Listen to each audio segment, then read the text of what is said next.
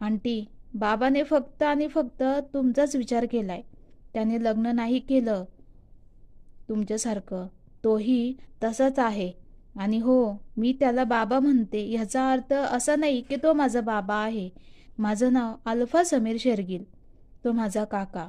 पण लहानपणापासूनच मी त्याला बाबा बोलत आले. तुम्ही गैरसमज नका करून घेऊ, प्लीज. अल्फा विभाला हात जोडून म्हणाली. हो बिभा, मला अमनने सारा प्रकार सांगितला होता आणि त्यानेच मला तुझी सारी माहिती विचारली होती. तो चुकला नाही ग. फक्त परिस्थिती अशी आली की त्याला तुझ्याकडे येण्याचे मार्ग सापडत नव्हते. आणि मध्ये 6-7 वर्ष गेली. त्यामुळे तू तुझ्या आयुष्यात कदाचित पुढे गेली असावी असा विचार करून त्याने तुला भेटणं टाळलं.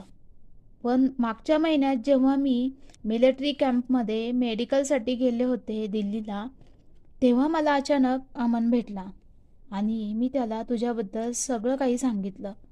अगदी प्रतीकचं दत्तक घेणं सुद्धा.